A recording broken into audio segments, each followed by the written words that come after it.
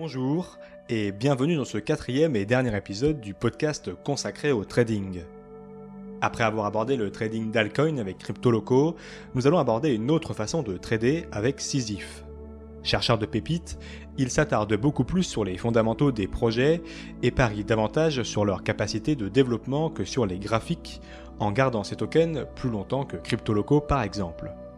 Nous verrons comment il choisit ses cryptos et quels sites et indicateurs l'aident à prendre ses décisions.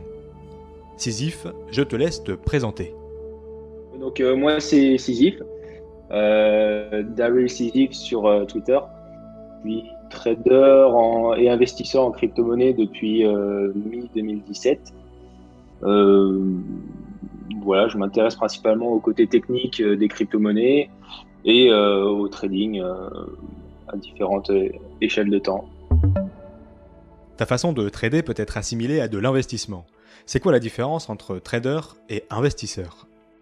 Je dirais que pour l'investissement, tu dois quand même te focaliser sur les fondamentaux derrière le projet. Les fondamentaux, par les fondamentaux, je veux dire l'équipe, la vision du projet, voilà, s'il y a de l'innovation. Là, tu investis sur un temps qui est assez long, je dirais.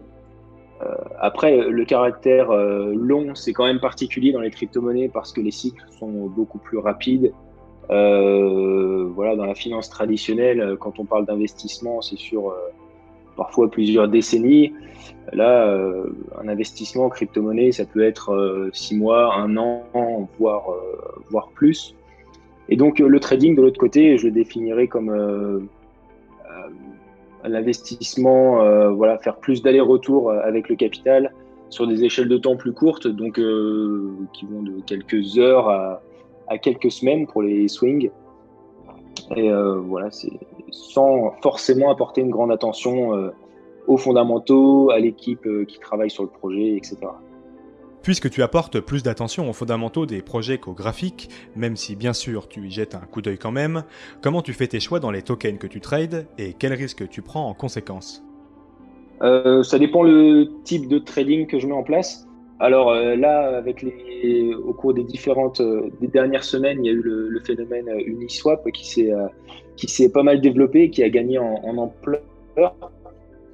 Et donc, ça implique une stratégie très différente de ce que je pouvais faire avant, d'un point de vue purement technique, avec des mises raisonnables et des targets bien définis. Mais si on parle du trading bien classique, ce qu'il faut comprendre, c'est que l'essentiel, c'est de rester en vie, en fait. Rester en vie, entre guillemets, ça veut dire conserver son capital, préserver son capital. Et donc, ça implique de miser pas beaucoup à chaque fois, mais être en mesure de miser sur plein de fois. Donc, moi, je dirais que la mise parfaite pour le trading classique, purement technique, ce serait 2% de son portfolio et prendre un take profit en fonction des caractéristiques techniques, sans chiffre tout rond. Enfin, il n'y a pas de R, enfin de niveau en particulier à cibler par rapport à son risque. Après, tout est en fonction de la structure technique. Tu mises 2% de ton portfolio à risquer. Et après, pour la target, ça dépend vraiment de la configuration technique. Il n'y a pas de règle fixe, on va dire. Et à quel moment tu te dis, tiens, ce token est une pépite ? Si tu attends que l'end fasse x100, que ce soit listé sur les plus gros échanges et tout, pour te dire que c'est une pépite, on va dire que c'est déjà trop tard parce que, en fait, je vois chaque projet crypto comme ayant un potentiel à réaliser, une valeur à réaliser.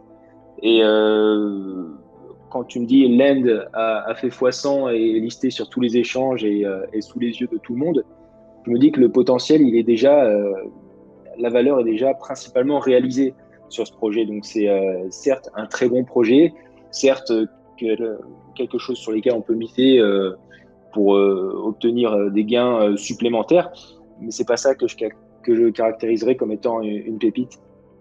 En fait, je dirais qu'une pépite, c'est un projet qui est porté par le momentum, donc par qui a un potentiel de hype, on va dire, sur les réseaux et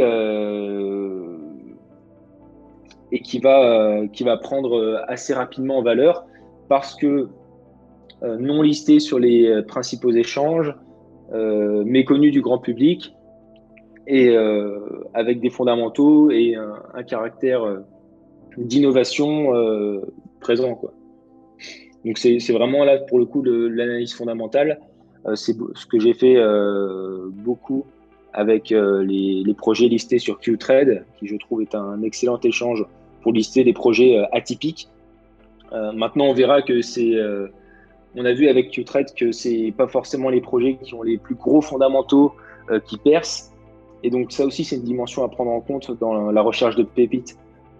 Tu peux trouver le meilleur projet fondamentalement parlant, avec une bonne innovation, enfin un bon côté innovation et tout ce qu'il faut. Mais si derrière, il n'y a pas ça prend pas en fait, il n'y a pas les planètes sont pas alignées au niveau des réseaux sociaux, etc. Bah, le projet ne va pas aller loin. Et surtout aussi, c'est quelque chose auquel je fais très attention maintenant, il faut pas que le projet soit cloisonné. Tu peux avoir le meilleur projet possible, mais s'il est cloisonné dans son propre écosystème, pour pas les citer comme Niso par exemple, cloisonné avec sa propre blockchain, avec ses propres sans interaction avec d'autres projets ou d'autres écosystèmes, et le projet il a de fortes chances de rester là où il est et à ne pas suivre la tendance de fond quand tout explose. Pourrais-tu nous donner le starter pack du chercheur de pépites? C'est une question assez compliquée puisque il n'y a pas de starter pack pour rechercher les pépites ou les projets qui montent rapidement. Le starter pack, je dirais qu'il est avant tout dans la tête. Ça veut dire être capable de s'adapter le plus vite possible. Repérer une tendance de fond et surfer dessus. Repérer une catégorie de projets qui a tendance à éclore et miser dessus. Il n'y a pas de site ou de cadre conforme pour les chasseurs de pépites. C'est typiquement, par exemple, tu as des projets comme Compound ou Land qui ont explosé sur le thème de la défi. Et là, tu te demandes quels sont les projets qui ressemblent à Land et à Compound. Quels sont les projets qui y ressemblent, qui innovent un peu plus et qui sont encore méconnus du grand public. Voilà, c'est surfer sur les tendances comme ça et savoir s'adapter le plus vite possible. Quand Uniswap a vraiment explosé il y a 1 mois et demi, c'est là qu'il faut se dire, c'est là-dessus que les choses vont se passer. Tout le monde peut y participer sur ce type d'échange décentralisé, sans barrière à l'entrée, sans KYC, sans rien. Ok, c'est là que va y avoir les plus gros pumps, c'est là qu'il faut rechercher les projets innovants, les projets qui rentrent dans la case défi, et voilà, c'est surfer sur des tendances et surtout être capable de repérer les tendances rapidement. L'incarnation du Trends is your friends. Sur Twitter, on t'a vu pas mal échanger sur les bons tokens à suivre de la finance décentralisée. Début octobre, la vague DeFi a déjà bien déferlé. Faut-il aller chercher des tokens sur d'autres secteurs prometteurs, comme le gaming, ou peut-on trouver encore de bonnes pépites sur la DeFi? Je pense qu'au niveau de la DeFi, je ne pense pas que la vague soit terminée. Maintenant, comme dans une grande tendance, il y a plusieurs petits cycles, on va dire. Et je pense que ce premier cycle où tout a explosé sur Uniswap, il est terminé aujourd'hui. Je pense qu'il a terminé avec YAM, le projet qui a explosé de farming, qui a explosé à $170 et qui est maintenant à 3 centimes. Je pense que c'était l'implosion de cette première petite bulle. Et donc, s'il faut chercher des opportunités et chercher les gains qu'a pu faire Land, à mon avis, il ne faut pas se tourner directement vers la défi.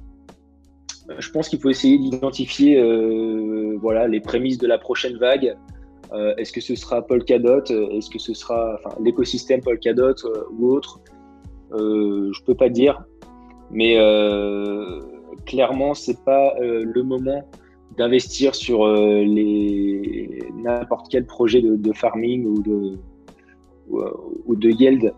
Je pense qu'aujourd'hui, c'est le moment, surtout avec la phase de marché actuelle depuis les 10 derniers jours, c'est le moment où on calme un petit peu, où on évite de lancer ses Ethereum sur n'importe quel projet qui rentre dans la case défi, et où on observe pour voir la prochaine tendance qui va se révéler. De manière plus concrète, quelle plateforme utilises-tu pour trader tes coins ? Plutôt DEX, les plateformes décentralisées, ou plutôt plateformes classiques type Binance ou Kraken ? Ce serait mentir que de dire autre chose que les DEX, puisque depuis quelques semaines, je trade à 90% sur Uniswap. C'est vraiment une expérience que j'apprécie parce qu'il n'y a pas d'intermédiaire. La liquidité, elle est là. Aujourd'hui, on parle d'un DEX, donc Uniswap, qui fait au quotidien plus de 200 millions de dollars de volume. Par rapport aux échanges centralisés, ça se placerait je regarde en même temps sur CoinGecko, ça se placerait en 4e position derrière Binance, Coinbase et Kraken. Donc c'est un phénomène qui est à prendre en compte, qui est pas prêt de disparaître. Et c'est vraiment une expérience intéressante, hormis les frais de transaction Ethereum qui sont devenus prohibitifs sur les dernières semaines. Donc maintenant, les échanges centralisés vont devoir prouver qu'ils ont une plus-value par rapport à ces DEX qui gagnent en utilisateurs, qui gagnent en momentum et qui restent prometteurs avec l'arrivée des L2, donc des deuxièmes couches d'Ethereum qui permettront de réduire les frais de manière significative. C'est vrai que les frais de transaction de la plateforme Ethereum sont un vrai frein à l'utilisation de ces DEX, surtout pour les petits porteurs. Vivement Ethereum 2.0, le mainnet pourrait d'ailleurs être lancé d'ici la fin de l'année. On a fait une série de podcasts sur ce changement avec Jérôme de Tichet, vous pouvez la retrouver sur notre chaîne YouTube ou les plateformes de streaming. Sisyphe, quand tu pars à la recherche des tokens prometteurs, quels outils utilises-tu ? Uniswap Vision, TradingView, Twitter, donne-nous le secret de ta potion. Pour le coup, j'utilise plusieurs outils.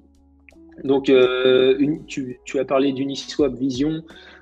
J'utilise de mon côté Dextool. Je pense que c'est similaire, hein, c'est à peu près la même chose. Mais clairement, je suis accro à ce truc. Avec, voilà, ça a pour avantage d'afficher les cours. Bon, c'est pas terrible au niveau du rendu visuel parce qu'on peut pas cibler les échelles de temps. Mais en dessous, il y a tous les volumes. Avec les adresses, on peut voir qui achète, on peut suivre les whales entre guillemets, donc les baleines qui achètent pour plusieurs dizaines voire centaines d'Ethereum dans un projet. On peut suivre l'argent, où est-ce que ça se disperse, dans quel projet ça investit ensuite, et c'est vraiment un jeu du chat à la souris qui peut mener à des bonnes découvertes et des bons investissements sur certains projets. Donc voilà pour le côté Dextool. Après, il y a un site qui s'appelle Chartex, chartex.pro. Bon, c'est TradingView mais pour Uniswap. Donc là pour le coup il y a toutes les échelles de temps. C'est assez esthétique et on peut voir toute l'historique du cours. Et il y a un autre métrique qui rentre en compte pour les projets Uniswap. C'est les pools de liquidité, parce que tu peux avoir un projet qui explose au niveau du prix. S'il n'y a pas de liquidité en Ethereum au niveau de la vente, c'est même pas la peine de rentrer parce que c'est la recette pour un désastre. Donc j'utilise un autre site qui s'appelle TokenScan, c'est tokenscan.xyz.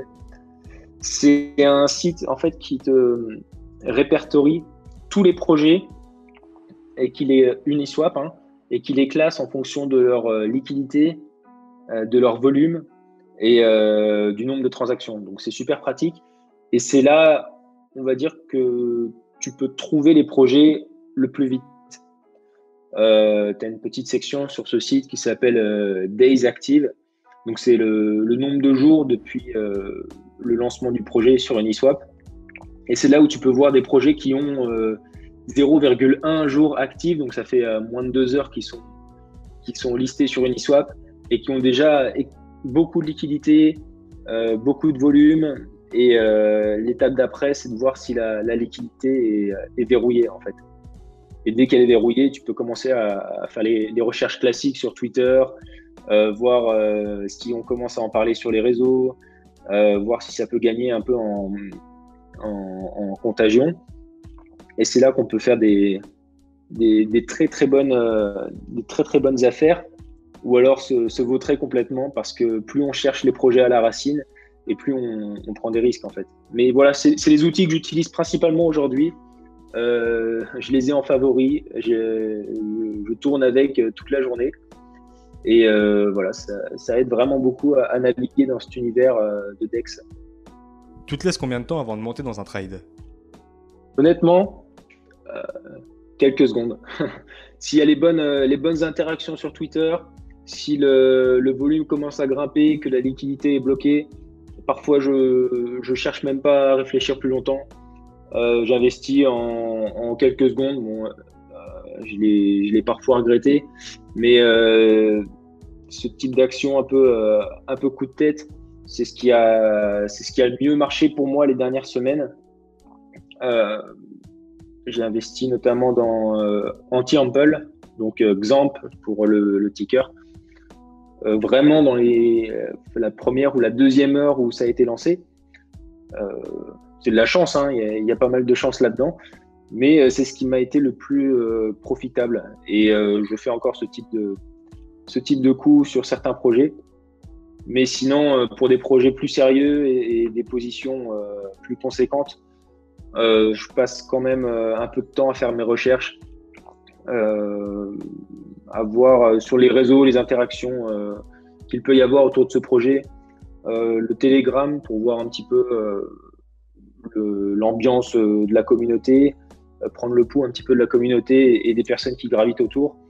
Mais voilà. Donc le point de décision, c'est soit quelques secondes, quelques minutes pour des projets un peu YOLO qui peuvent monter très vite et redescendre très vite, voire quelques heures, voire un jour ou deux de recherche pour les projets plus sérieux et sur lesquels je mise plus gros. Et ce type de fonctionnement, ça induit de diviser son compte en deux. Enfin, c'est ce que je fais pour moi et ce qui marche le mieux. Donc, une partie du compte pour les projets sérieux et donc voilà, pour faire des investissements réfléchis. Et vraiment, une petite portion, pour moi, c'est 5% de mon portfolio sur lesquels je mise sur des coups de tête. J'ai cette petite poussée d'adrénaline qu'on recherche tous quand on fait des paris, comme des paris sportifs en gros, hein.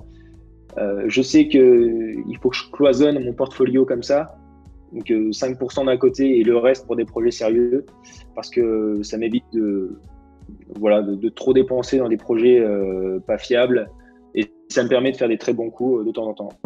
Si on essaye de se modéliser un peu ta façon de trade sur une frise chronologique, toi, tu viens acheter ton token tout à gauche, au plus près de sa création, et tu l'accompagnes le plus loin possible en fait. Oui, tout à fait, c'est ça. C'est ça, et ce que j'essaye de faire le plus possible maintenant, c'est d'arriver vraiment tout à gauche de ce spectre dans la vente initiale, parce que c'est aussi quelque chose que l'on ne voyait pas avant. On a maintenant des types de ventes qui sont assez élaborés. C'était le cas notamment de la bonding curve de DIA. Ils font une vente initiale de tokens avec un market maker automatisé. Donc, il y a moyen de développer ses propres stratégies. Il y a moyen d'investir à la racine du projet sans envoyer ses Ethereum ou ses Bitcoin à une adresse obscure, comme c'était le cas avec la ZXIO. Donc, il y a moyen de se placer, à mon avis, hein, de manière beaucoup plus à la racine du projet en prenant peut-être moins de risques et de façon beaucoup plus claire que ce que c'était avec les ICO. Donc c'est mon positionnement en ce moment, surtout quand c'est des projets sérieux que je surveille depuis quelques semaines, quelques mois. J'essaye de m'insérer à la vente publique ou pas encore à la pré-vente parce que c'est voilà, il faut bloquer une certaine somme et parfois bloquer ces tokens pendant quelques mois. Mais à la vente publique, c'est quelque chose que je cible actuellement. Et quand il est listé sur les grosses plateformes de trading, c'est le jackpot? Ouais. Bah, je prends des profits assez régulièrement. Donc même quand c'est pas encore sur des gros échanges et que ça a bien monté, j'hésite pas à revendre.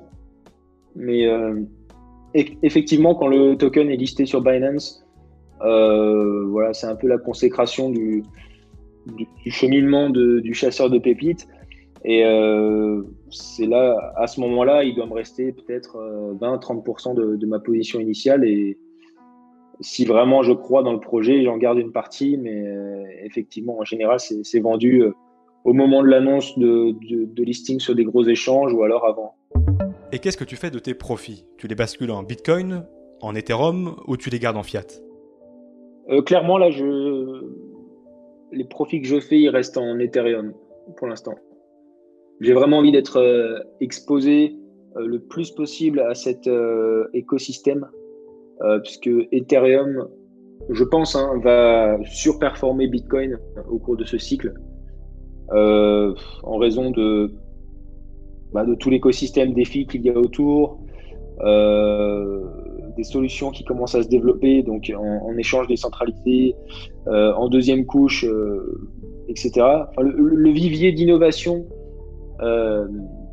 et de consommateurs, d'investisseurs aujourd'hui, il est sur l'écosystème Ethereum. Il n'y a pas photo. Alors même si Bitcoin grimpe et finalement fait s'effondrer Ethereum, comme c'est arrivé quelques fois, tant pis. Moi, c'est pas mon truc de prévoir les différentes dynamiques entre Bitcoin, Ethereum, quand est-ce que je dois passer en USDT et tout. Voilà, je me connais assez pour savoir que je suis pas bon là-dedans, je suis pas dans le timing, je serai pas dans le timing qu'il faut. Et là où je suis bon, c'est trouver des petits projets et exploiter un peu leur potentiel pour gagner des Ethereum. Donc, je pense que c'est important quand on évolue dans ce milieu, de se connaître soi-même, de savoir dans quoi on est bon et s'y fixer. Parce que moi je préfère rester exposé à l'écosystème Ethereum que de repasser en USDT, de re-rentrer sur un pump. C'est pas mon truc. Cette technique, qu'on appelle chercheur de pépites, peut-elle être une bonne porte d'entrée pour un jeune investisseur crypto? Non, clairement pas. Ce que je peux conseiller à ceux qui débutent, c'est de miser sur Ethereum, et d'essayer d'en apprendre le plus possible à côté, de faire des erreurs, mais des erreurs qui coûtent pas cher. Donc voilà, investir sur Ethereum et peut-être sur FTX par exemple, ils ont un indice des projets DeFi. Donc si on veut s'exposer aux poussées de la DeFi, on peut investir sur FTX, le contrat DeFi Perp, il me semble. Donc du coup, c'est une manière de s'exposer aux gains de la DeFi sans investir dans telle crypto ou telle crypto sur une eSwap, sans trop s'y perdre. En plus d'être actif sur Twitter, tu animes une chaîne YouTube. Sur cette dernière, il y a quelques mois, tu disais que le Bitcoin allait atteindre 50 000 $ d'ici la fin de l'année, d'après un indicateur qu'on voit beaucoup passer sur Twitter, le stock to flow. Tu peux nous expliquer ce que c'est? L'idée du stock sur flow, le ratio stock sur flow, ça a été popularisé par un compte sur Twitter qui s'appelle Plan B. Je pense que pas mal de gens le connaissent. Et c'est de dire qu'il y a une loi linéaire entre la rareté et le prix d'un actif. Donc il y a eu pas mal de calculs qui ont été effectués euh, qui démontre une relation linéaire avec l'or par exemple à un tel niveau de ratio stock sur flow, l'argent à un tel niveau de ratio stock sur flow. Donc ça, c'est des ratios à peu près fixes. C'est dicté par la rareté tout simplement par rapport la rareté par rapport au market cap. Et en fait, ce qui est intéressant de voir, c'est que le Bitcoin, depuis qu'il y a une rareté évolutive avec le temps, par l'intermédiaire des halvings. Donc au début, le Bitcoin devient de plus en plus rare avec ses halvings.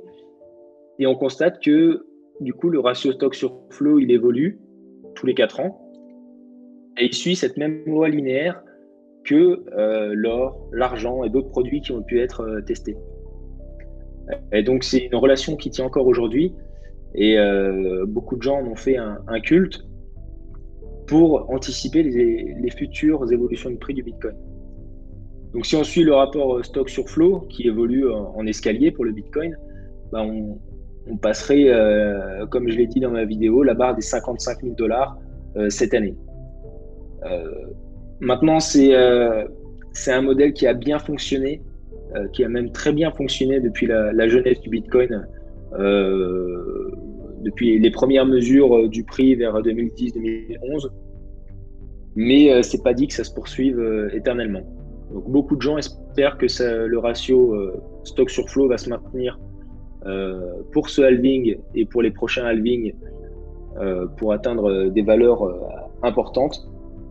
Mais faut pas oublier que ça reste un modèle prédictif et que tous les modèles prédictifs ont leurs failles et ne fonctionnent pas indéfiniment. Un indicateur prometteur pour la suite. Il y a une autre vidéo importante de ta chaîne, postée pendant le crash de mars, et un peu terrifiante. Tu racontes que le Bitcoin aurait pu atteindre 0 $ à cause des algorithmes de liquidation de BitMEX. Comment cela est possible? Alors, le truc, c'est que maintenant, avec le Bitcoin, il y a deux types de marchés. Il y a les marchés qu'on appelle spot, donc le marché classique où tu achètes tes Bitcoins avec des USD ou même des USDT, enfin n'importe quoi, les marchés spot. Et il y a les marchés dérivés. Donc, en fait, ces marchés dérivés, c'est des contrats perpétuels. Ces contrats perpétuels, leur but, c'est de mimer l'action de prix du Bitcoin. Donc, en fait, ça porte bien son nom, c'est un dérivé qui doit normalement coller au cours du marché spot. Voilà. Donc, normalement, on a cette relation première, on va dire, du spot qui entraîne les marchés dérivés. Sauf qu'avec la montée en puissance des gros échanges de produits dérivés comme BitMEX, comme Deribit et comme d'autres plateformes, en fait, les marchés dérivés, ils ont pris de plus en plus de poids. Ils ont attiré des gros poissons, des gros acteurs avec beaucoup d'argent. Et quand ces gros acteurs mettent des grosses positions sur ces produits dérivés, eh ben, ils sont incités à jouer sur le prix d'index et donc sur les marchés spot. Donc, on se retrouve finalement avec une relation qui s'inverse, avec les marchés dérivés qui conditionnent le comportement des marchés spot.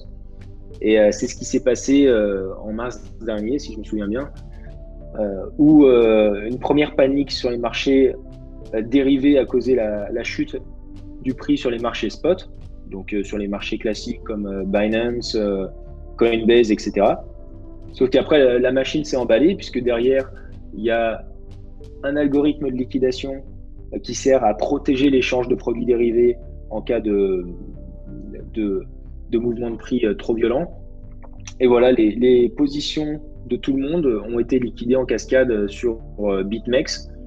Donc c'est BitMEX qui a été le principal architecte de cette catastrophe, j'ai envie de dire. Et voilà, donc il y a eu un effet de spirale infernale, j'ai envie de dire, où les liquidations sur BitMEX provoquaient une chute de prix sur le marché dérivé. La chute de prix sur le marché dérivé se répercutait sur les marchés spot, etc., etc. Au bout d'un moment, les liquidations sont tellement énormes sur BitMEX que les liquidations déclenchent d'autres liquidations. Et donc, c'est un système sans fin où l'algorithme de liquidation va liquider tout l'order book. Et c'est ce qui s'est produit jusqu'au moment où les serveurs de BitMEX ont été coupés de manière assez mystérieuse et où le prix a eu le temps de se calmer, de s'ajuster.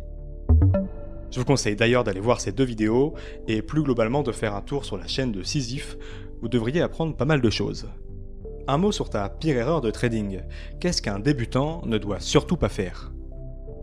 La pire erreur, c'est quand même de s'attacher à un projet, de miser sur un projet, de le voir monter, de gagner beaucoup avec, et finalement se faire une raison en se disant ok, ce projet-là, c'est le prochain Ethereum, c'est le prochain Bitcoin, c'est le prochain Link, et finalement de se marier un petit peu avec ce projet et de ne pas vendre, en fait.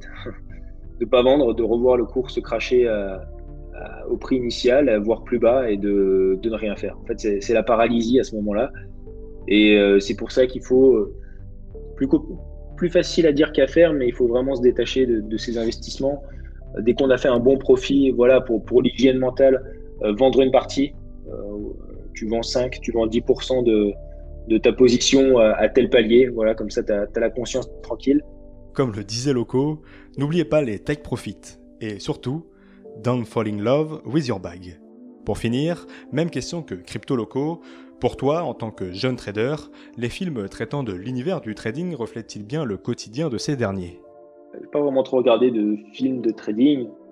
Ouais, par rapport aux clichés qu'on peut en avoir, je dirais qu'on ressent pas toute la partie émotionnelle qu'il y a derrière, qui est énorme, qui fait que c'est beaucoup plus facile de faire un plan que de l'appliquer,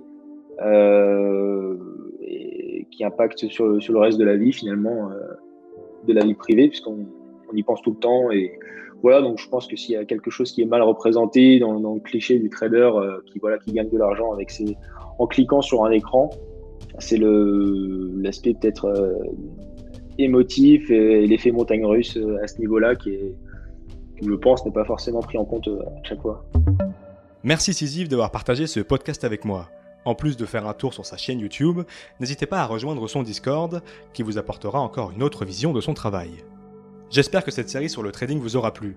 Vous devriez désormais en savoir plus sur cet univers et les différentes manières d'apprécier le même métier qui compose une part importante de ce jeune monde des crypto-monnaies. N'hésitez pas à vous connecter au site de cryptost.fr pour être à l'affût des prochaines news de la cryptosphère. Vous y trouverez toute l'actu des crypto-monnaies et surtout un guide complet pour faire vos premiers pas de jeune trader dans la jungle des graphiques.